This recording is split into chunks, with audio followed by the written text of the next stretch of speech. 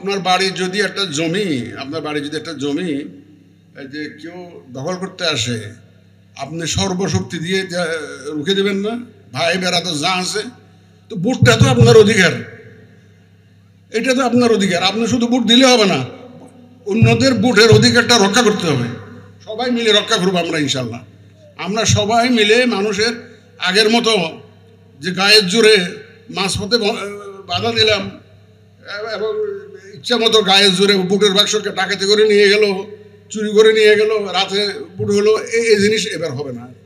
একটা জিনিস চিন্তা করতে হবে, আমার আবেদন হবে আপনারা মায়েরা এবং আমার যে ভাইয়েরা যারা আছেন, যারা আছেন আজকে, আপনারা একটা অঙ্গীকার করেন যে আমরা কোনো খারাপ লোককে ভোট দিব না, কোনো অনুপযুক্ত লোককে ভোট দিব না, আমরা কোনো অসৎ ব্যক্তিকে ভোট দিব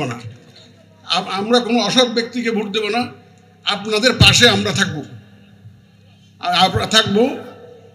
আমার আপনাদের কাছে আবেদন হচ্ছে, যেটা আমি বলতে পারি সেটা হচ্ছে এই, আপনারা যখন নেতা বানাবেন, নেতা যখন সিলেক্ট করছেন, ভোটটা দিচ্ছেন, আল্লাহর ওয়াস্তে এমন লোককে ভোটটা দিবেন না আর নেতা হওয়ার উপযুক্ত নয়।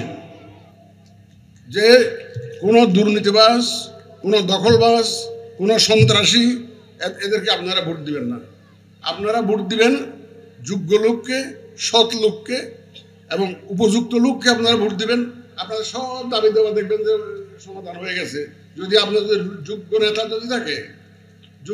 যদি আপনাদের থাকে, এই সব দাবি দেওয়া নিয়ে দৌড়াদৌড়ি করার মতো লোক নেতা যদি আপনারা নির্বাচিত করেন, তাহলে আপনাদের পক্ষ হয়ে ওরাই তো লড়াই করবে, আমার কাছে বলতে হবে না এগুলো। সুতরাং যদি আপনারা ভোট দিয়ে যদি সত্যিকার ভালো নেতৃত্ব যদি বাছাই না করেন, আপনাদের এই সমস্যাই থাকবে। ওই জোড়াতালি দিয়ে কিছু হলেও দেখবেন যে এটা হবে না, এটা হবে না। সুতরাং আপনারা অঙ্গীকার করেন, সবাই ভোটের সেন্টারে যাবেন। আপনার বাড়ির যদি একটা জমি যে কেউ দখল করতে আসে, আপনি সর্বশক্তি দিয়ে রুখে দেবেন না? ভাই বেড়া তো যা আছে, তো ভোটটা তো আপনার অধিকার, এটা তো আপনার অধিকার। আপনি শুধু ভোট দিলে হবে না, অন্যদের ভোটের অধিকারটা রক্ষা করতে হবে। সবাই মিলে রক্ষা করবো আমরা ইনশাল্লাহ।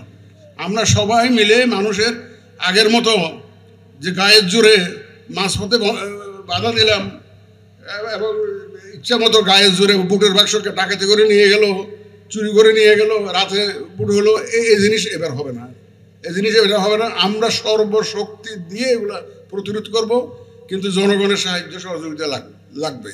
আপনাদের যেমন ধরেন, আপনারা মা বন্ধুরা আছেন, আপনারা তো ছিলেন যে কে ভোটার, আপনাদের আশেপাশে যারা আছে সবাইকে ছিলেন। তো কেউ যদি জাল ভোট দিতে আসে, আপনারা একসাথে হুক্কা হুয়া করে উঠবেন যে এই জাল ভোট দিতে আসছে। আমাদের আইন, আমাদের সরকারি যেগুলো ল এনফোর্সমেন্ট এজেন্সিস, আমাদের প্রশাসনের যারা আছে, তারা সবাই আপনাদেরকে সহযোগিতা করবে। আগে ওই সহযোগিতাটা 16 আনা আপনারা পান নাই, এবার আপনারা পাবেন এবং আমরা চাই এটা নিরপেক্ষ, সুন্দর এবং একটা টোটালি নিউট্রাল, ইম্পার্শিয়াল একটা ইলেকশন হোক। আপনারা এই যে মাঠে ফুটবল খেলা হয় না, আমরা ফুটবল খেলার মাঠটা সবার জন্য সমান করে দিতে চাই, যাতে নিশ্চিন্তে সবাই খেলতে পারে এবং যাতে যোগ্য লোকটাকে বাছাই করতে পারে। আপনারা কি এই অঙ্গীকার করলেন আমার সাথে আজকে? যদি আমাকে কৃতি সন্তান আপনারা বলতেছেন আমি ডিজার্ভ করি না, সেদিনই কৃতি সন্তান হবো যেদিন আমি আমার উপর যে অর্পিত দায়িত্ব সেটা যদি আমি 16 আনা ডেলিভার করতে পারি, সেই 16 আনা যদি জাতির উদ্দেশ্যে উপহার দিতে পারি এত সুন্দর নির্বাচন, সেদিনই আমি মনে করবো আমি যোগ্য এবং আমি কৃতিত্বের দাবি করতে পারবো। সুতরাং আমাদের এখন ভোটার রেজিস্ট্রেশন চলছে, আপনারা জানেন। আপনারা যারা 18 বছর বয়স হয়েছে ভোটার হয়ে যান এবং তৈরি হবেন। শুধু ভোট দেওয়া নয়, ভোটের অধিকার প্রতিষ্ঠার জন্য তৈরি হয়ে যান। এখন আমরা কারো পক্ষে কাজ করি না, করব না। কারো পক্ষে এটা আমাদের থেকে পুরো অঙ্গীকার। আমরা কারো হুকুমে চলবো না, আমরা সরকারের চাহিদা অনুযায়ী চলবো না। আমাদেরকে শাসনতন্ত্র, আইন যে ক্ষমতা দিয়েছে সেটা আমরা প্রয়োগ করব, 16 আনা প্রয়োগ করব সেদিন। এখন আমরা চাই একজন ফিশারি অফিসারের কি ক্ষমতা আছে আপনারা জানেন? জানবেন না তো, কারণ জানার তো সুযোগ হয় নাই। মনে করছে যে ফিশারি অফিসার একটা মাস্টার মানুষ বা একটা ব্যাংকের অফিসার, ওনার কাছে সব ক্ষমতা তো ইউনো সাহেবের কাছে বা ওসি সাহেবের কাছে। ফিশারি অফিসারের যে ক্ষমতা আইনে আছে এটা কোনো সময় প্রয়োগ হয় নাই। এইবার আমরা তাদেরকে ক্ষমতায়িত করব। ইউনো সাহেবরা বা আমাদের ল এনফোর্সমেন্ট এজেন্সি, পুলিশ বাহিনী, সেনাবাহিনী থেকে আরম্ভ করে যারা যারা থাকবে, এরা কারো দিকে তাকাবে না, কারো দিকে তাদের সবার প্রতি ইনস্ট্রাকশন থাকবে একটা সুন্দর যাতে নির্বাচন হয়। ওই যে পথে বাধা দিবেন যাতে বড় সেন্টারে না যেতে পারে, এই সমস্ত চলবে না। এবার এই সমস্ত চলবে না, দ্যাট গ্যারান্টি আমি আপনাদেরকে দিচ্ছি। এগুলো আমরা হতে দিব না, পরিষ্কার হতে হবে। আমরা একদম সুন্দর নির্বাচন যাতে করতে পারি আপনাদেরকে দোয়া চাই এবং সহযোগিতা চাই। তবে একটা সুবিধা আছে আমাদের যে নির্বাচন কমিশনের যে অফিসাররা আছে এবং আমাদের যে অন্যান্য কমিশনাররা আছে, আমরা সবাই মোটামুটি লক্ষ্য এক। আমরা মোটামুটি সবার লক্ষ্য এক।